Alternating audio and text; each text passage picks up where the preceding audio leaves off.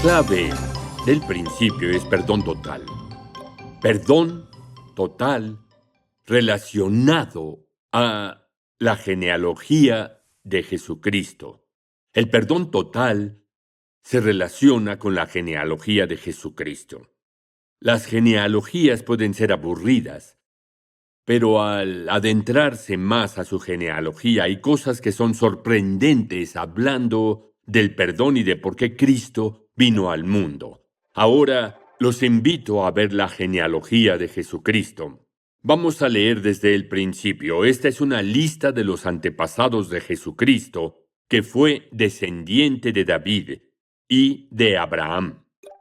Lo que Mateo hizo fue llevarnos de regreso a Abraham, y solo diré que en Génesis 12 comienza la historia de Abraham. Ahí es donde la historia de redención comenzó, el plan de redención de Dios, cuando contactó con aquel mundo pagano, donde ni siquiera uno era justo. Eligió a un pagano de nombre Abram, luego llamado Abraham, y a su mujer Sara, para luego llevarlos desde su tierra hacia la tierra prometida. Comenzó a revelar una increíble historia de redención. Tenemos el llamado pacto abrahámico en Génesis capítulo 12. Versículo 1, pero el Señor le había dicho a Abraham, vete de tu tierra. Se encontraba dentro de tierra pagana en el valle de Mesopotamia.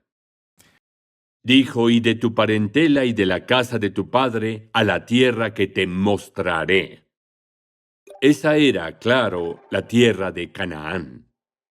Abraham no la conocía debido a que se encontraba muy lejos. No tenía un mapa, tampoco un GPS. Solo seguía al Señor. Dios fue su GPS. Dios le dijo, ahora quiero que vayas por aquí. Luego Dios continuó con la promesa, dijo, yo haré de ti una nación grande. La gran nación, claro, debió ser desconocida por Abraham al escucharlo. Era la nación judía. Dios continuó diciendo esto, yo haré de ti una nación grande, te bendeciré y engrandeceré tu nombre y serás bendición.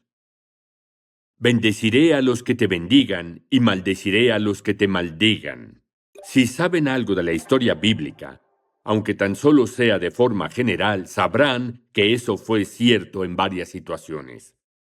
Dios bendijo a quienes lo bendijeron y castigó a aquellos que no lo hicieron. Por tanto, la gracia de Dios se extendió. Es parte de la historia humana y se volverá parte de la historia futura en el plan profético de Dios.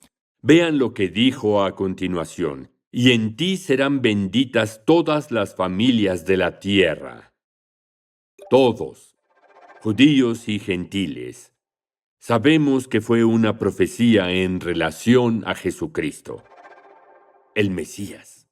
Por eso, Mateo nos lleva a una lista de sus antepasados que fue descendiente de David y de Abraham. Es la primera observación de esa genealogía. Es relevante, pero hay otra observación.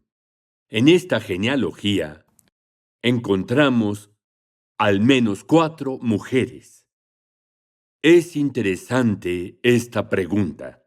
¿Por qué Jesús las habría incluido? Debido a que así demostró la gracia de nuestro Dios. Porque viendo el carácter de esas mujeres, Dios nos enseñó mediante ellas, esos 4 ejemplos, que su gracia y perdón se extiende por doquier. Porque unas eran gentiles, contaban con antecedentes gentiles. Ilustraré quiénes eran ellas.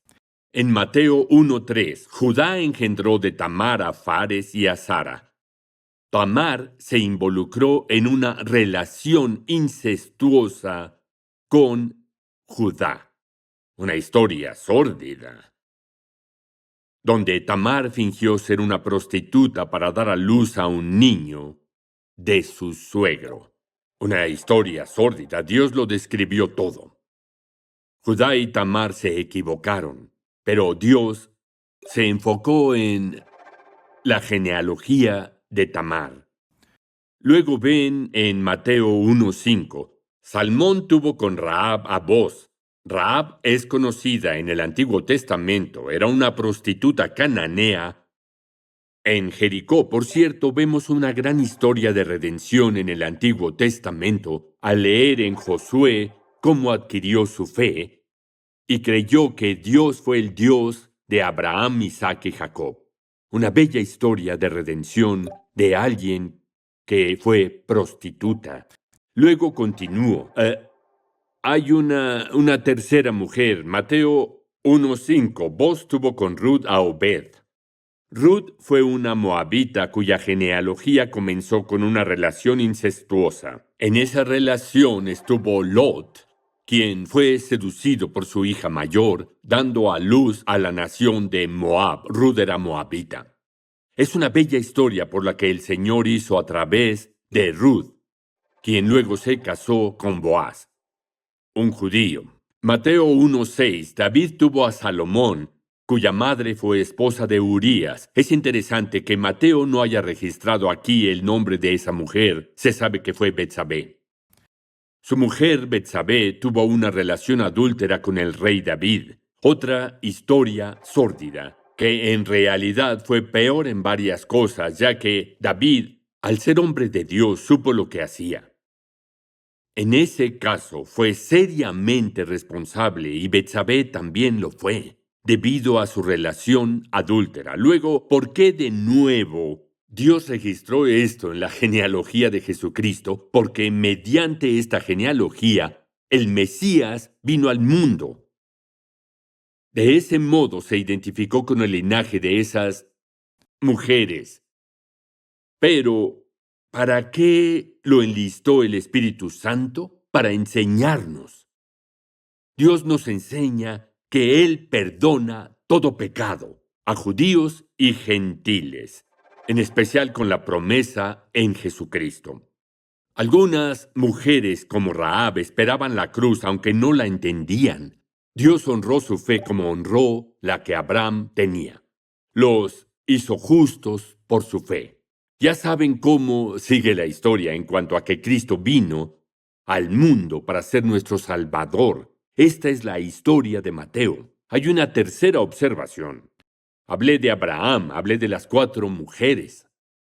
Pero uno de los más famosos y malos reyes de Judá está en la genealogía de Jesús. El más malo. Por ejemplo, Ezequías engendró a Manasés. ¿Qué vemos en Segunda de Reyes? Manasés también asesinó a mucha gente inocente, a tal punto que Jerusalén se llenó de sangre inocente de un extremo a otro. Aún así, Jesús vino del linaje de Manasés. Hay una historia increíble en esta genealogía del amor de Dios y de su redención. No solo para judíos, sino para el mundo. Gracias a eso tenemos el honor de estar aquí esta noche como sus hijos, entendiendo a través de Dios esta bella, bella historia de redención en Jesús. Ahora nuestra pregunta de reflexión y respuesta. ¿Qué comunica la genealogía de Jesucristo respecto a la incomparable e ilimitada gracia de Dios hacia todos los seres humanos? Eso nos regresa al principio. Ahora voy a repetir el principio con el que inicié. Lo llamé el don de la salvación. Sin importar nuestra condición de pecado, debemos aceptar el perdón absoluto al creer en el Señor Jesucristo, quien vivió, murió y resucitó para redimirnos de todo pecado. Se sabe por los textos que Juan escribió ahí, vino a los suyos. Con su propio pueblo, era judío. Su pueblo no lo recibió. Pero aquellos que lo recibieron, judíos y gentiles, a ellos otorgó el poder de ser hijos de Dios por haber creído en su nombre. Y a los que creen en su nombre, significa que es el gran yo soy. Yo soy el gran yo soy. Él es el único que siempre fue, sin inicio, sin fin. Decimos, yo fui, yo soy, espero ser. Pero Jesucristo dijo, yo soy. Yo soy. Yo soy. Sin principio y sin fin. El Salvador del mundo.